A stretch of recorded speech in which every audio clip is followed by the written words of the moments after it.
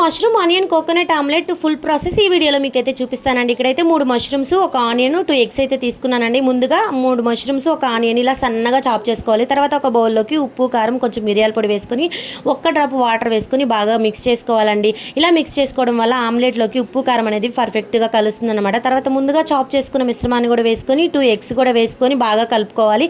తర్వాత కొంచెం కొత్తిమీర వేసుకొని బాగా కలుపుకోవాలండి. తర్వాత ఇక్కడ పెనం పెట్టుకొని పెనం హీట్ అయ్యాక కోకోనట్ ఆయిల్ అయితే వేసుకోవాలండి. ఈ ఆమ్లెట్కి కోకోనట్ ఆయిలే మెయిన్ అండి. చాలా బాగుంటుంది. కోకోనట్ ఆయిల్ తోటి ఆమ్లెట్స్ అయినా లేదంటే ఫిష్ ఫ్రై అయినా ఏదైనా సరే సూపర్గా ఉంటుంది. ఇంకా హెల్త్కి కూడా చాలా మంచిది. ఎప్పుడు ఒకేలా కాకుండా ఇలా డిఫరెంట్గా ట్రై చేస్తేనే కదా మనకి బోర్ కొట్టకుండా ఉంటుంది, తినే వాళ్ళకి బోర్ కొట్టకుండా ఉంటుంది. ఇక్కడ చూసారు కదా ఆమ్లెట్ అయితే చాలా బాగా వచ్చిందండి. మీరు ఎవరైనా ఈ ఆమ్లెట్ ట్రై చేయకుండా ఉంటే ఒకసారి ట్రై చేయండి. టేస్ట్ అయితే సూపర్గా ఉందంట. మా వారు తిని చెప్పారండి. 100కి 100 మార్క్స్ అయితే ఇచ్చారు. మీరేమంటారో కమెంట్ చేయండి. వీడియో నచ్చితే లైక్ చేయండి. ఛానల్ని సబ్స్క్రైబ్ చేయండి.